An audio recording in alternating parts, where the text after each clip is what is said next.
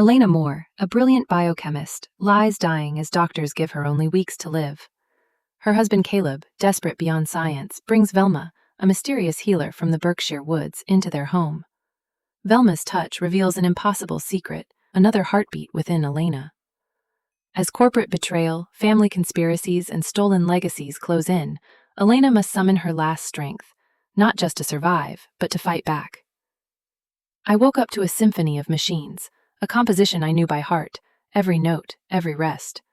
The steady beep of the heart monitor was a constant beat, a relentless reminder that my heart was still beating, however feebly. The soft, almost inaudible hiss of the IV pump was a languid background melody, pushing chemicals designed to save my life into my veins, yet making me feel like I was slowly dying. And the November rain, cold and relentless, lashing against the large glass panes of the Moor estate in Massachusetts, was a haunting solo, a lament from nature. Rain in New England has its own weight. It doesn't just get you wet, it soaks into your bones, carrying the history of the gray rocks and ancient pines it cleansed, carrying stories of harsh winters and buried secrets. The east wing of the estate, once a library with floor-to-ceiling oak shelves filled with classics and scientific works, had now been transformed into a sterile and cold laboratory. The warm, wood-paneled walls, which had once witnessed our lively debates about quantum physics and genetics, were now obscured by medical charts and IV bags dangling like strange, translucent fruit. The smell of pine and the salty brine from the Atlantic offshore, the scent of my old life, the smell of morning walks on the beach with Caleb, had been replaced by the sharp, artificial odor of alcohol and antiseptic.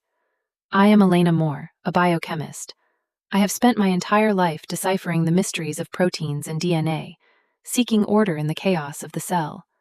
I found beauty in the structure of a double helix, and now my own cells were rebelling in a brutal mutiny, a civil war within my own body that no equation, no theory could explain or stop. Somewhere down the marble-tiled hall, a low, anxious voice cut through the rain and the sounds of the machines. It was Caleb, my husband. I kept my breathing steady, an old habit from my days in the lab, waiting for an experiment to crystallize or a reaction to complete. Silence and observation are a scientist's most powerful tools. People reveal the most when they believe you are not there to listen. We've tried every protocol, Dr. Hayes, everything in the arsenal of modern medicine. Caleb's voice was strained, stripped of the steel-like confidence of a biotech CEO who could stand before hundreds of investors without blinking. Now, his voice was just a responded, professionally calm to a terrifying degree, a calmness that offered no comfort, but only emphasized the desperation. Her body is resisting everything, Caleb. It's like a fortress attacking itself. Her platelets are at a critically low, dangerous level. Any more aggressive intervention, even experimental, could trigger a cytokine storm we can't control. We're talking about maybe a month, 6 weeks at most if we're lucky. A heavy silence, filled only by the sound of the rain, as if the whole world was holding its breath. Unless there's a sudden change, a spontaneous remission, a miracle if you want to call it that. Miracle. The word fell into the silence of the room like a stone thrown onto a frozen lake, shattering everything. I had built my life on the foundation of verifiable data, reproducible results, the irrefutable laws of science. A miracle was a wild variable, a statistical anomaly I had never factored into my calculations. It belonged in churches and fairy tales, not in a lab or a sick room. I stared up at the ornate moldings on the ceiling, a relic of a different era, when the Moors were kings of the shipping industry. I started to count them, an unconscious habit to anchor my mind from drifting into the ocean of fear. 1, 2, 3, 17. I counted my breaths. Inhale for 4 seconds, hold for 7, exhale for 8. Control what can be controlled. It is the mantra of the dying. Caleb's footsteps approached, soft on the old Persian rug that had faded with the years. The heavy oak door opened without a sound, and he entered, bringing with him a gust of cold air and the bitter smell of coffee. He thought I was asleep. He came to the bed, and his palm, colder than the November rain outside, gently brushed a stray lock of hair from my forehead. A gesture so familiar it was painful, an echo from another world, another time, when we were young and invincible, when our touches were not measured in fragility and fear. I'm here, Elle, he whispered into the space, his voice hoarse. I'm not going anywhere. But you're already gone, I thought, a bitter sadness rising in my throat. A part of you has been swallowed by askreddit Therapeutics, our company. The biotech firm we had built together from scratch in a small Cambridge apartment, fueled by cheap coffee and a noble mission to cure the most vicious genetic diseases. The irony was, the company built to save lives was now watching me die in helplessness, and its board of directors, the same people who had applauded our breakthroughs, were now circling Caleb like patient vultures. He pulled a leather armchair closer to the bed, the scrape of its legs on the hardwood floor the only sound. Doctor, I wanted to scream. I don't need unknown variables or outliers. I need you to look at me, to really see me, not as a series of failures in clinical trials, not as a problem to be solved, an equation without a solution. I need you to hold my hand and talk about the day we met under the old oaks on the MIT library campus, when we were both looking for the same book on quantum mechanics, instead of whispering empty reassurances into the night. But the words were stuck in my throat. Another tumor, an invisible one that no scanner could detect. His phone vibrated on the bedside table, a jarring sound in the almost sacred silence. He ignored it, a small act of defiance. He just sat there, a weary guard watching over a fortress about to crumble from within. Outside the window, the Atlantic growled, silver waves crashing against the cliffs below the house, an eternal and powerful rhythm. Our life used to have its own rhythm. Lab breakthroughs, successful funding rounds, papers published in prestigious journals. We had quantified hope in data points and milestones. Now, hope had become an intangible thing, a ghost in the machine, and time was no longer measured in years, but in the number of weeks left. A month. I closed my eyes, and this time I let the darkness envelop me. I visualized the curve of the graph on the monitor, rising, peaking, then slowly descending. A sine wave of a fading life. I had always trusted graphs. They were the language of objective truth. But for the first time in my life, I wished I could erase it and draw a straight line, a line pointing to the sky. Tonight, I was still here. Tonight, the storm was raging outside, and so was I, in silence. And in the doctor's diagnosis, in the ashes of scientific fact, there was the word, unless. Tonight, that was all I had, and it had to be enough. Dawn broke over a gray and damp world, as if the color had been wrung out of it. Fog clung to the old pines like shrouds, and the sea had retreated to a distant whisper. I had drifted through the night in a state of semi-consciousness, haunted by dreams of unwinding double helices, the threads of life slipping from my grasp, one by one. Caleb's voice carried up from the grand hall, sharp and cold as the morning air. He was on the phone, and this time he wasn't trying to hide his frustration. He was growling.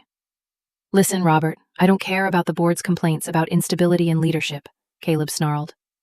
Robert Thorne, the chairman of the board, a man with a heart made of contract clauses and Excel spreadsheets, who saw people as assets or liabilities. Elena is not an item on a balance sheet. She is the foundation of this company. She is the brain behind half of our patents. And she is my wife. If they have a problem with my priorities, they can fly out here and tell me to my face. A pause, and I could picture Robert on the other end, with his deceptively mild voice, making cautious remarks about fiduciary responsibility, shareholder duty, and investor confidence. This battle had been simmering for months. My illness was not just a personal tragedy. It was a corporate liability. A distracted CEO was a disaster for the stock price. When Caleb entered the room, his face was a carefully sculpted mask of calm, but his eyes betrayed the chaos within. A storm was raging behind those deep blue eyes. "Good morning, love," he said, his voice gently forced. He leaned down and kissed my forehead. He smelled of coffee and sleeplessness. "How are you feeling?" "Like a failed hypothesis," I whispered, the words dry and bitter in my mouth. "An experiment that has gone wrong." His eyes darkened, a flicker of pain crossing them. "We'll rewrite the hypothesis. We have to." He sat down in the armchair, our knees almost touching, creating a small island of intimacy amidst a sea of medical equipment. He took a deep breath, as if preparing for a leap into an abyss. "Elle, I'm going out for a bit today." A familiar sense of unease crept over me. "The company again? Can't they leave you alone for one day, Caleb?" "No, not the company." He hesitated, and in that moment I saw a Caleb I had never seen before, a man standing at the edge of the map of logic, staring into the uncharted territory filled with dragons and magic. "I'm going to see someone, a woman who lives deep in the Berkshire woods. They say she helps when science has done all it can." My scientist brain rebelled, an immediate and visceral rejection. "Caleb, no, are you serious? We are not people who seek out healers and folk remedies. We believe in double-blind, controlled trials and peer-reviewed data. That's what we've built our entire careers on. You're going to find some charlatan? And where has it gotten us, Elena? His voice cracked slightly, the desperation finally breaking through his steel-like shell. The data says you have a month. The trials say we're out of options. I'm sorry, but I'm willing to bet on something that can't be measured if it means keeping you. I've read about her, the testimonials. They're not fairy tales. There are people, educated people, engineers, doctors, who have sworn that she saved them when all hope was lost. My throat tightened at the weight of his surrender. Caleb, my man of numbers and certainty, who had once scoffed at a colleague for trying acupuncture, was now chasing ghosts in the woods. It was the final admission that the world we had built with logic and reason had utterly collapsed. He took my thin hand, his fingers lacing through mine with a strength that felt as if he could transfer his own vitality to me through that touch. I'm not ready to say goodbye. I will never be ready. I can't. Hot tears welled up behind my eyelids, tears of anger and fear, but also of love for this desperate man. I couldn't argue with the raw truth in his voice. I nodded, the slightest movements. A permission I didn't know if I had the right to give. Rest, he said, standing up. I'll be back before sunset. I listened to his footsteps fade, the sound of his car's engine starting and growing distant on the gravel drive. The house became terrifyingly silent, with only the ticking of the old clock in the hall and the sound of my own breathing. I turned my face to the window, looking at the fog that had begun to lift, and wondered who this woman my husband was seeking was. A fraud or a saint? And when she looked at me, what would she see? A hopeless case? Or something worth fighting for? Later that afternoon, as the light began to fade into shades of purple and orange, the crunch of tires on gravel announced Caleb's return. He was not alone. The woman who entered my room seemed as if she belonged there, as if she had stepped out of the ancient Berkshire forests themselves. She didn't walk. She glided, carrying with her the scent of damp earth, pine needles, and something ancient and wild that I couldn't name. Her hair was a river of silver white, loosely braided with small, dried twigs and faded wildflowers. Her eyes were the color of a winter sky, clear and deep, and they seemed to look past my skin and sickness, straight into my weary soul. Elena, she said, and my name on her lips sounded like a prayer, not a greeting. I glanced at Caleb. He was looking at her, not me, with a look of reverence I had never seen in him, not even in the presence of Nobel laureates. I am Velma, the woman said, approaching the bed. She placed a cool, calloused hand on my forehead. The touch wasn't clinical. It was grounding, as if she were connecting me back to the earth itself. You have been walking a very thin path, child. Then she placed her other hand on my abdomen, just over my pelvis.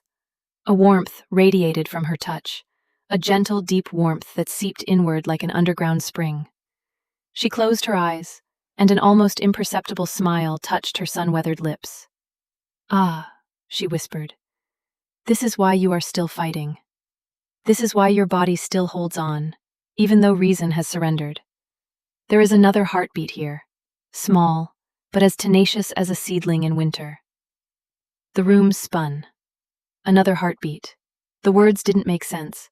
They were an anomaly, a data point that couldn't exist in my equation. After the brutal rounds of chemotherapy, after the drugs that had ravaged my body, the doctors had been crystal clear, infertile, impossible. It was a medical certainty. I looked at Caleb. His face was pale as a ghost, his eyes wide with disbelief and a terror. They do not feel the will to live. The body does not always follow the rules made by men, Elena. It follows the rules of life. And life is demanding a chance, but you are both in danger. The sickness is consuming you both.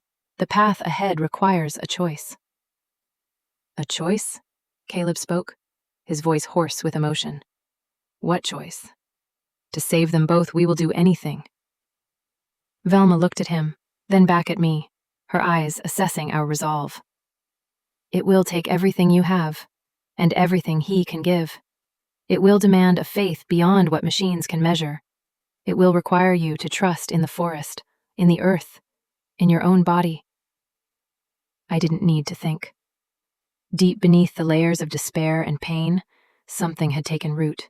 A tenacity that was not my own, a tiny spark fighting to survive. I was no longer fighting just for myself. We'll try, I said, and my voice, though weak, rang with a newfound strength, a strength that was not my own. Velma nodded, a slow, solemn nod. Then we begin. Outside, the fog thickened, blurring the line between sea and sky, between life and death. For the first time in months, I didn't feel like I was fading into nothingness. Something inside me, someone inside me, was pushing back against the darkness, and I was ready to push with it. The following days passed in a new rhythm, a rhythm set not by the beeping of machines, but by Velma's quiet and ancient rituals. It was a shift from the precision of science to the wisdom of nature. Mornings began not with a tray of multicolored pills, but with a bitter tea the color of dark earth. Velma brewed it herself, using roots and barks she had gathered from the forest. It smelled of damp earth after rain, of moss and decaying wood. It made me wince with every sip, but it left a warmth that spread to my fingertips and toes, as if awakening long dormant rivers within me. Your body needs to remember the strength of the earth, Velma explained simply, while grinding dried herbs in an old marble mortar and pestle. It has forgotten its own language. Afternoons were not for nurses with needles and blood pressure cuffs, but for sitting by an open window, no matter how cold the air, to breathe in the salty air of the Atlantic. The air is a medicine, she would say, draping a thick wool blanket over my shoulders. The sea has a memory older than any disease. Breathe it in, let it cleanse you from the inside out. Caleb, the man of boardrooms and deal-making, became her unlikely student. He learned to distinguish burdock root from dandelion root, learned to grind herbs in the stone mortar lavender that Velma had concocted. His touches were no longer the tentative ones of a caregiver, but the intimate ones of a partner, a lover. We talked more in those days, not about blood counts or treatment options, not about Athelred or the board of directors. We talked about the small things, the bricks that had built our life. Do you remember that hike we took in Acadia? I asked one afternoon, my voice still weak but clearer. The time I insisted I could identify 5 different species of fern? Caleb smiled, a real smile, a smile that reached his tired eyes and lit them from within. How could I forget? You were so confident, pulling out a botanical guidebook and lecturing me. And then you slipped on a moss-covered rock and fell right into a patch of wild blueberries. Your pants were stained purple. I was right about the ferns, I muttered, and we both laughed. A sound that had become too rare in this house. A sound like a tonic. And you had to carry both our backpacks for the rest of the way. It was worth it, he said softly, his eyes locked on mine. In those quiet moments, woven from the smell of herbs and the sound of waves, I felt a subtle shift. The deep, persistent ache in my bones seemed to have subsided a little, not gone, but having taken a step back, becoming a whisper instead of a scream. The unpleasant metallic taste in my mouth was replaced by the bitterness of teas. It wasn't a spectacular miracle. It was a turning, like the tide quietly changing direction. I felt, for the first time in a long time, at home in my body, not a prisoner of it. Velma never made grand promises. She simply worked, her presence a quiet reassurance, a steady rock in the storm.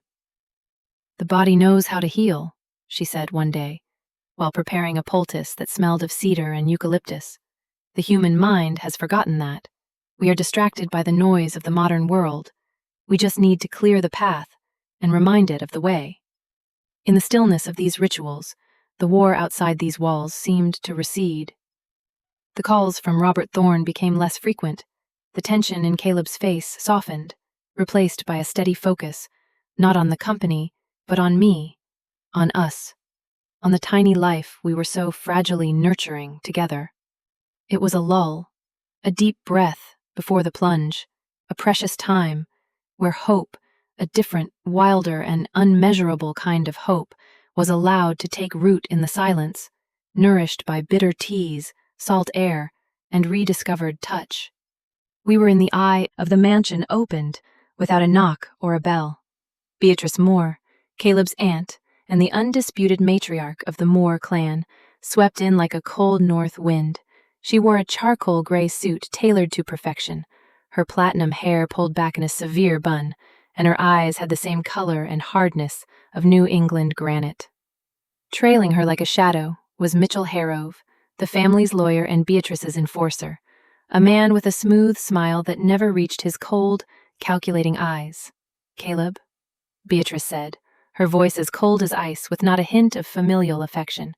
She glanced past me as if I were part of the furniture, an inconvenience. "We need to talk. Now." Caleb stood up, his body instinctively shielding me, a lion protecting his territory. "Aunt Beatrice, this is not the time nor the place." "This is precisely the time, and this is precisely the place," Mitchell interjected, his voice falsely smooth. He placed an expensive crocodile leather briefcase on the antique mahogany table, making a dry thud. "The board of directors met this morning. An emergency session. They have taken a vote of no confidence." The air seemed to be sucked out of the room. I looked at Caleb. His face was drained of all color, as white as the wall behind him. "They can't do that," Caleb said, his voice a low, dangerous growl, a suppressed roar. "I still hold the controlling shares. Elena and I." "For now, my boy," Beatrice said, pacing around the room, her high heels clicking on the hardwood floor, a sound of authority. Her eyes landed on Velma, who was standing quietly in a corner, with an undisguised look of contempt. "The corporate charter has a provision your father wisely included, to protect the family's legacy. Article 7, Section C, the competency clause. If the CEO is deemed incapable of acting in the company's best interest due to severe personal or health matters, a prolonged distraction, the board has the right to appoint a temporary successor to ensure the stability of the company." "And that personal matter is me, isn't it?" I said, my voice louder and stronger than I expected. Anger is a powerful stimulant. Beatrice finally looked directly at me, and for a second I saw a flicker of something in her eyes, pity, annoyance, before it was concealed by an icy curtain. "My dear, this isn't about you. It's about protecting Ethelred Therapeutics, this family's legacy. Caleb has been distracted. He's neglecting his duties, canceling meetings with investors, ignoring reports. He's letting sentiment cloud his judgment. The stock price has dropped 15% this quarter. We cannot let sentiment destroy what we've built over generous words." "Actually, this is a generous offer, Caleb. Resign quietly, keep your seat on the board, of course, accept a handsome severance package. Devote your time to family matters. Robert Thorne will assume the position of interim CEO." "Robert Thorne?" Caleb laughed bitterly, a sound devoid of any mirth. "He would sell our research patents to the first competitor to make an offer. He doesn't care about the mission. He only cares about the next quarterly profit." "Profit keeps the lights on, Caleb," Beatrice said sharply. "A fact you seem to have forgotten while dabbling in this shamanism." She glanced towards Velma. Suddenly, Velma, who had been silently observing from a corner like a statue, stepped forward. She stood between the Moor family and us, a solid figure of earth and herbs facing down steel and money. "You are bringing another kind of sickness into this house," Velma said, her voice low and resonant, fearless. "A rot of greed and fear." Mitchell scoffed. "And who are you? Some kind of garden witch that poor Caleb dragged in from the woods?" "You are poisoning the well," Velma continued, her gaze fixed on Beatrice, completely ignoring Mitchell as if he didn't exist. "Do you think the water will remain pure? You are destroying the foundation to save the roof. You are repeating your father's mistakes." Beatrice flinched, an almost imperceptible twitch at the corner of her perfectly painted red lips. "You know nothing of this family." "I know that some legacies are built on creation and love, and some are built on destruction and acquisition," Velma said, her words like pebbles dropped into a still pond. "Be careful of the foundation you stand on. It is cracking." Beatrice turned away, her steel composure fractured for a moment. She looked at Caleb, her eyes cold again. "You have 24 hours to sign, Caleb," she said over her shoulder. "After that, we will make the no-confidence vote public and invoke Article 7C. Don't force us to do this publicly. Think of the family's reputation. Think of the Moor name." They left, leaving behind a toxic silence and a folder on the table, like a ticking time bomb. Caleb sank into the chair, his head in his hands, his shoulders slumped under the weight of an impossible choice. The war was no longer outside. It had entered our home, wearing familiar faces. We were not just fighting a disease in my bloodstream. We were fighting our own family, who were willing to sacrifice both him and me on the altar of the corporation. The weight of the choice crushed him, his company or his wife and unborn child. And I knew, with a terrible rain, slowly seeping into our consciousness, forming a terrifying picture. The first jolt came right after the confrontation. As Beatrice and Mitchell left just before the door closed, I saw Beatrice pause. She turned back and stared at Velma, who was still standing steadfast in the middle of the room, unaffected by the storm that had just passed. "I know you," Beatrice had snarled, low enough for Caleb, lost in his misery not to hear, but loud enough for me, straining my ears in the silence to catch. "You're the woman my mother, Adeline, brought back from the woods, the witch my father threw out, forbidding her from ever setting foot on this land again." Velma did not flinch. Her gaze was calm and deep. "Your mother was a wise woman. She understood the price of secrets and the power of the land, something your father never did." "She was a weak, superstitious woman," Beatrice hissed, the hatred in her voice palpable, "and you took advantage of that. Stay away from this family. You have no place here." "That's not what Adeline said," Velma replied quietly. "She said I would always have a place here, as long as her bloodline needed protection from the rot within." That brief exchange, full of illusions and old enmity, planted a cold seed in my mind. This was not a random encounter. Velma was not just a healer Caleb had found.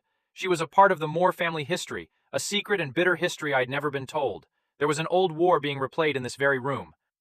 A few days later, when the despair had settled into a gloomy resignation, another man came. He didn't drive a Bentley. He drove an old Ford Taurus and wore a wrinkled, ill-fitting suit. He didn't barge into the house, but waited for us on the windy path leading down to the sea, as Caleb was carefully helping me on my daily walk, a ritual Velma insisted we maintain. "Mrs. Moor?" he asked, his voice soft but persistent. "Elena Moor, my name is Samuel Greer. I'm an attorney. I specialize in disputed wills and trusts." Caleb immediately went on the defensive. "We don't need a lawyer." Greer ignored him, his eyes still fixed on me, a look that was both sympathetic and serious. "I represent the estate of your father, Arthur Vance. More specifically, I represent his true intentions." "My father passed away 15 years ago," I said, confused. "His will was settled long ago." "His public will, yes," Greer said. "But there was something else. A legal document he drew up in secret, a private trust established just before he died when he knew he didn't have much time. It's called the Black Creek Irrevocable Trust." He took a copy of a yellow document from his worn briefcase. "This trust holds the sole title to over 800 acres of pristine land in the Berkshire Mountains, land that had been in the Vance family, my mother's family, for generations. Your father put it in the trust to protect it." "Protect?" From what?" Caleb asked, his curiosity winning out over his caution. Greer's gaze was meaningful. "From being absorbed into the Moor estate after his death. He knew that your mother, under the influence of her husband's family, would be pressured to sell it.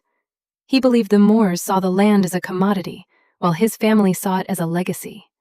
Under the terms, the trust would automatically be dissolved and the entire property would be transferred fully and indisputably to you, Elena, on your 35th birthday." I felt a chill that had nothing to do with the sea breeze. "My 35th birthday was 6 months ago." "Precisely," Greer said. "And on the very day it was dissolved, 100% of the property was sold for a fraction of its market value to a limited liability company called Highland Development Group, a company that was incorporated just 3 weeks prior. I did some digging. Its directors are straw names, but the money trail eventually leads to a venture capital firm where Aunt Beatrice's lawyer, Mitchell Harrove, is a founding partner." The betrayal was staggering, so layered and complex that I could barely comprehend it. They weren't just trying to steal Caleb's company. They had stolen my father's legacy, my family's legacy. Caleb, with a cold and terrifying resolve, used one of his old contacts from his early startup days, a reclusive but brilliant financial investigator named Daniel Walker, who owed him a favor.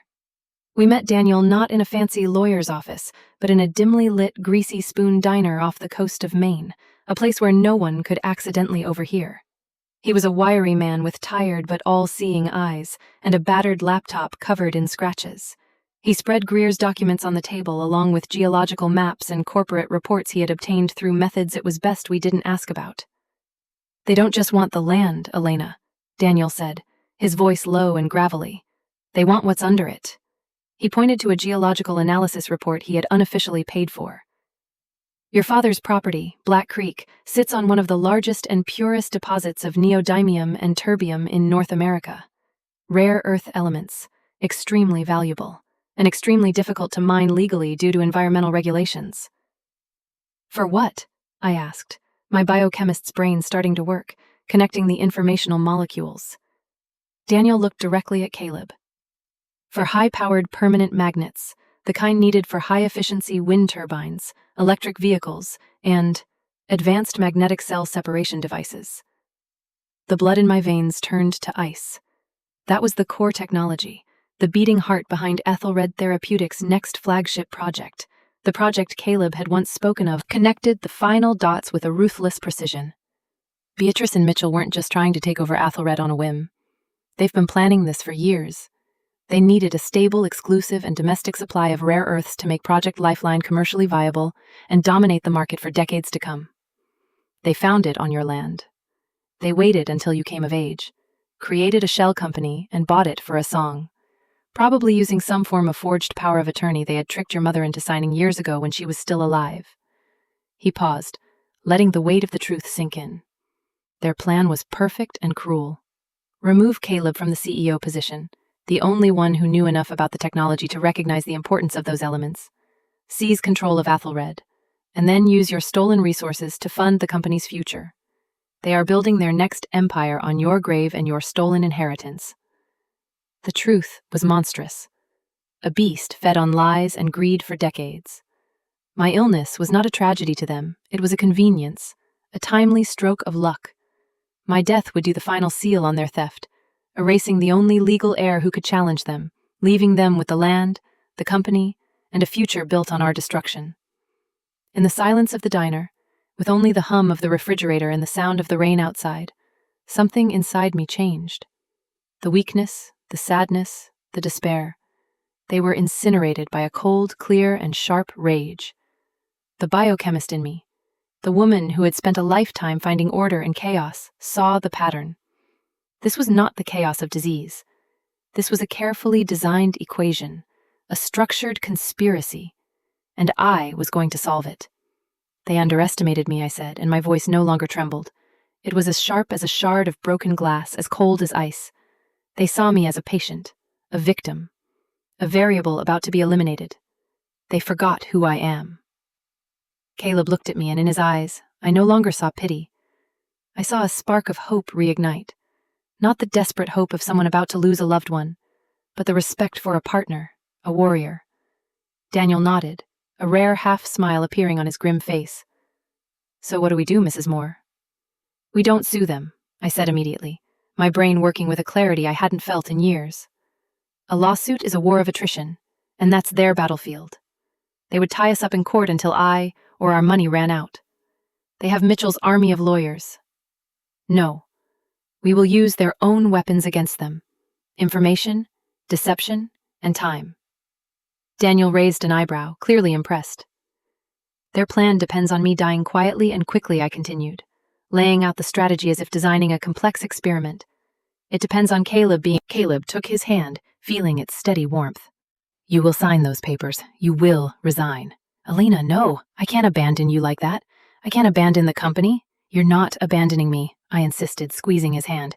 You're protecting me. You will play the part of a broken husband, too grief-stricken to fight. You will disappear from their radar. Let Beatrice and Mitchell get complacent. They'll think they've won. They'll start moving assets, consolidating their control over the land, making transactions. They'll get sloppy because they'll think no one is watching. I looked at Daniel, and that's where you come in. You will watch every transaction, every transfer, every call. We need incontrovertible proof of fraud, not just circumstantial links. We need the smoking gun. And you? Daniel asked, his eyes sharp. What will you do?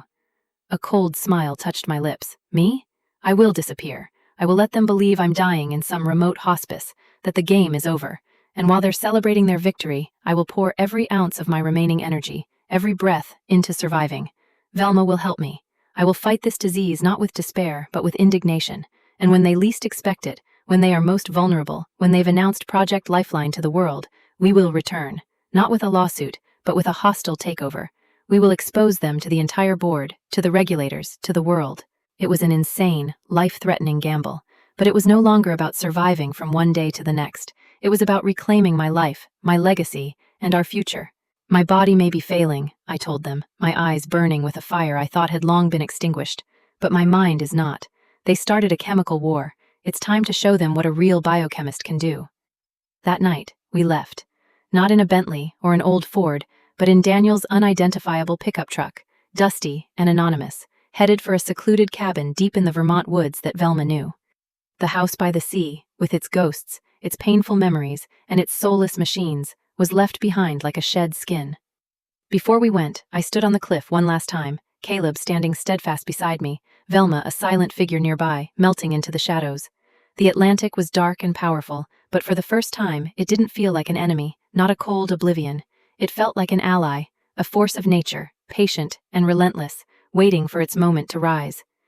Caleb took my hand, our fingers intertwining, an unbreakable connection. Are you sure about this, Elle? About all of this? I looked at his face, at the worry and love warring there, and I felt a certainty as solid as the granite rock beneath our feet. They built their empire on lies, I said, my voice carried on the sea wind. They thought the truth was buried with my father, and would soon be buried with me. But they forgot something fundamental about biochemistry, about life itself.